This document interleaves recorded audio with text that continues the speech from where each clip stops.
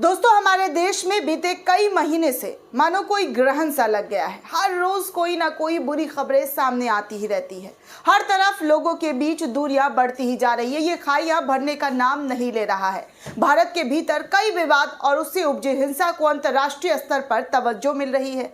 हाल ही में बीजेपी की पूर्व प्रवक्ता नुपुर शर्मा की पैगंबर सल्लल्लाहु अलैहि वसल्लम पर विवादित टिप्पणी के कारण भारत को राजनयिक स्तर पर निपटना पड़ा। भारत को दूसरे मुल्कों यानी खाड़ी मुल्कों के सामने झुकना पड़ा। पूर्ण बनी हुई थी और जिस तरह की पूर्ण बहुमत वाली सरकार एक खाड़ी देश के सामने झुकती है, तो इसमें सबसे बड़ा सवाल उठता है कि आखिर इस तरह की चीज़ें क्यों देखने को मिल रहा है। उसी को लेकर अब दोस्तों आपको बता दें कि राजस्थान मामले में भी अब विदेशी मीडिया की एंट्री हो गई है। विदेशों में किस तरह से इस पूरे मामले को लेकर लिखा बोला जा रहा है, वो इस पूरी खबर में आपको जानकारी देंगे। पूरी खबर को आप आखिर तक ज़रूर देखें ताकि आपको भी पता चले कि विदेशी मीडिया इस पूरे मसले को, इस पूरे मामले को किस तरह से लिख रही है, किस तरह से अपने अखबारों में जगह दे रही है, कैसे ये मुद्दा जो है इंटरनेशनल बन गया है। क्योंकि नुपुर शर्मा का मुद्दा और जुबैर का मुद्दा तो इंटरनेशनल बन ही चुका है, लेकिन अब जिस दर्जी कन्हैया लाल की हत्या की गई है वो मामला भी अब पूरी तरीके से इंटरनेशनल बन चुका है। तो आपको बता दें कि मृतक के बेटे कन्हैया लाल के बेटे ने पैगंबर मोहम्मद पर विवादित टिप्पणी करने वाली पूर्व बीजेपी प्रवक्ता नुपुर शर्मा के समर्थन में पोस्ट किया था और इसी कारण उसकी हत्या कर दी गई। इस हत्या के बाद से ही राजस्थान में इंटरनेट बंद है और हर जगह पुलिस की तैनातगी की गई है। दोनों आरोपियों की पहचान मोहम्मद रियाज और गौस मोहम्मद के रूप में कर ली गई है और इन लोगों को जेल की सलाखों के पीछे भी भेज दिया गया है। यूएपीए जैसी संगीन धाराएं भी लगा दी गई है। इस घटना को लेकर सोशल मीडिया पर खूब प्रतिक्रिया देखने को मिल रही है। मुस्लिम देशों की मीडिया ने भी इस खबर की कवरेज की है और इस पूरे मामले को विस्तार से छापा है। पाकिस्तान के अखबार डॉन ने इस खबर को समाचार एजेंसी AAFP के हवाले से छापा है, प्रकाशित किया है और लिखा है। अखबार लिखता है कि उदयपुर की घटना पैगंबर मोहम्मद विवाद का ही नतीजा है। डॉन की रिपोर्ट में लिखा गया कि दक्षिणपंथी बीजेपी के निलंबित प्रवक्ता नुपुर शर्मा ने एक टीवी डिबेट में पैगंबर मोहम्मद साहब पर अपमानजनक टिप्पणी की, जिस पर इस्लामिक दुनिया ने तीखी प्रतिक्रिया दी। उनकी टिप्पणियों से भारत और विदेशों में जमकर प्रदर्शन हुए और तो और भारत में किस तरह से जो प्रोडक्ट्स है, भारतीय प्रोडक्ट्स, उसका बहिष्कार जो है वो विदेशों में देखने को मिला। सीधे तौर पर अगर कतर की बात करें तो वो सबसे ज़्यादा मुखरता के साथ इस पूरे मामले पर बोलते हुए नजर आया। प्रदर्शन में मुसलमानों ने ये मांग किया कि नुपुर शर्मा को कड़ी से कड़ी सजा दी जानी चाहिए और इसी विवाद ने अब उदयपुर में हिंसा को भड़का दिया है। रिपोर्ट में राजस्थान के मुख्यमंत्री अशोक गहलोत ने उस ट्वीट को भी शामिल किया है जिसमें वो दोषियों के खिलाफ कार्रवाई करने और लोगों से शांति बनाए रखने की अपील कर रहे हैं। पत्रकार राना अयूब के ट्वीट को भी इस रिपोर्ट में जगह दी गई है जिसमें उन्होंने इसे बर्बर हमला करार दिया है। इस्लामिक देश तुर्की भी जी हाँ इस पूरे मामले में अब कूद पड़ा है और इस्लामिक देश तुर्की के सरकारी ब्रॉडकास्ट TRT वर्ल्ड ने भी इस पूरे घटना पर एक रिपोर्ट छापी है। TRT वर्ल्ड लिखता है कि समाचार एजेंसी रॉयटर्स के हवाले से प्रकाशित रिपोर्ट में लिखा गया है कि उदयपुर जिले के कई इलाकों में कर्फ्यू लगा दिया गया है। विशेषज्ञों का कहना है कि उदयपुर की घटना का हिंदू बहुल देश में गंभीर परिणाम स्वरूप ले सकता है। सांप्रदायिक दंगे भड़क सकते हैं। इस तरह की रिपोर्ट जो है टर्की मीडिया में छापा जा रहा है। दोस्तों, रिपोर्ट में बताया जा रहा है कि दर्जी कन्हैया लाल के दोनों हत्यारे सामान्य ग्राहक के रूप में उनकी दुकान में घुसे और फिर बड़े धारदार चाकू से उनका गला काट दिया। नुपुर शर्मा को लेकर इस रिपोर्ट में भी लिखा गया है कि पैगंबर मोहम्मद साहब के विवाद के बाद से ही उन्हें देखा नहीं गया है। पैगंबर पर उनकी टिप्पणी से कई अरब और मुस्लिम देश भारत में भड़क गए थे। भारत देश के खिलाफ जो है मोर्चा खोल लिए थे, उनके खिलाफ कड़ी आपत्ति जता रहे थे कि भारतीय जनता पार्टी किस तरह से हिंदू मुसलमान करके धार्मिक जो है सद्भावना बिगाड़ रही है। भारत को कूटनीतिक स्तर पर काफ़ी नाराज़गी झेलनी पड़ी थी। TRT वर्ल्ड ने तृणमूल कांग्रेस की राष्ट्रीय प्रवक्ता साकेत गोखले के एक ट्वीट को भी अपने रिपोर्ट में जगह दिया है और शामिल किया है और लिखा है इस ट्वीट में गोखले ने कि सभी गैर बीजेपी और उदारपंथी उदयपुर घटना की निंदा करेंगे। कोई भी मुस्लिम इन राक्षसों का समर्थन नहीं करेगा। कोई भी इन्हें माला नहीं पहनाएगा जैसा बीजेपी के केंद्रीय मंत्री ने झारखंड में लिंचिंग के दोषियों को पहनाई थी। कोई पार्टी इनके लिए रैली नहीं निकालेगी जिस तरह बीजेपी ने कठवा रेपिस्ट के लिए रैली निकाली थी।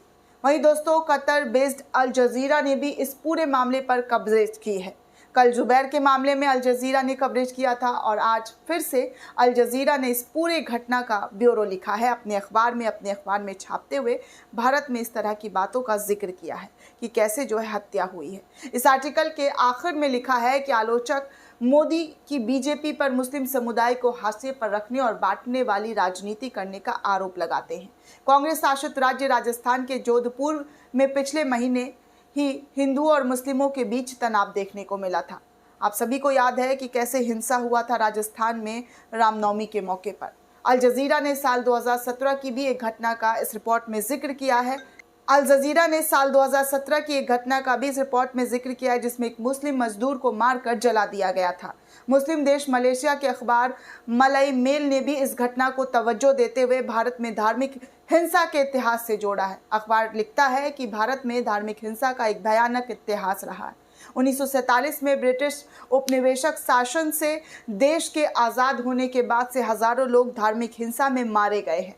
अखबार आगे लिखता है, लेकिन भारत जहां की 1.4 अरब आबादी का 13% मुसलमान है, वो 2014 में मोदी की सत्ता में आने के बाद से ही हिंदू फर्स्ट एजेंडे पर काम करने लगा, जिनसे देश में तनाव पैदा कर दिया है और इस तरह की स्थिति देश में बनती हुई नजर आ रही है। पैगंबर मोहम्मद सल्लल्लाहु अलैहि वसल्लम के विवाद का जिक्र करते हुए अखबार लिखता है कि इस महीने की शुरुआत में भाजपा ने अपनी प्रवक्ता नुपुर शर्मा को पार्टी से निलंबित कर दिया और एक अन्य अधिकारी को निष्कासित कर दिया, यानी कि नवीन जिंदल को लेकर यहाँ पर लिखा गया। लेकिन हंगामा अभी भी शांत नहीं हुआ है। संयुक्त अरब अमीरात के अखबार खलीज टाइम्स ने भी इस घटना का ब्यौरा देता हुआ अपने अखबार में छापता है कि उदयपुर में दर्जी की हत्या के बाद से ही स्थिति तनावपूर्ण हो चुका है। अखबार लिखता है कि समाचार agency press trust of India की रिपोर्ट के हवाले से कि कन्हैया लाल नामक व्यक्ति को मंगलवार को उसकी सिलाई की दुकान में अंदर 2 अपराधी घुसकर आते हैं और चाकू मारकर उसकी हत्या कर देते हैं। दोनों ने हत्या की घटना का वीडियो भी बनाया। बाद में दोनों लोगों ने एक दूसरे वीडियो में हत्या की जिम्मेदारी ली और उसी वीडियो में प्रधानमंत्री नरेंद्र मोदी को भी जान से मारने की धमकी दी गई थी। उदयपुर का तनावपूर्ण स्थिति का जिक्र करते हुए अरब के अखबार में लिखा हुआ है कि खलीज टाइम्स ने लिखा कि ज़िले में धार्मिक उन्माद फैलाने से रोकने के लिए अतिरिक्त पुलिस बल की तैनातगी कर दी गई है। चप्पे चप्पे पर पुलिस बल की तैनातगी है ताकि कोई भी हिंसा भड़क ना सके। लेकिन दोस्तों आज आपको बता दें, यहाँ पर रोकना चाहेंगे कि कैसे आज फिर से राजस्थान में हिंसा भड़की और एक पुलिस वाले की मौत हो गई। दोस्तों भारत के गृह मंत्रालय ने अपनी आतंकवाद निरोधी एजेंसी की एक टीम को राजस्थान रवाना कर दिया ताकि हत्या के आरोप में गिरफ्तार दोनों व्यक्तियों के आतंकवाद के लिंक की जांच हो सके।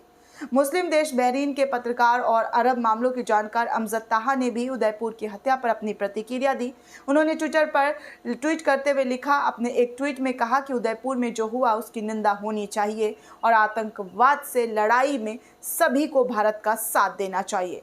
उन्होंने अपने ट्वीट में यह भी लिखा कि उदयपुर हमले को हिंदुओं को निशाना बनाने वाले इस्लामी आतंकवाद के रूप में देखा जा रहा है, इसकी भी हम निंदा करते हैं।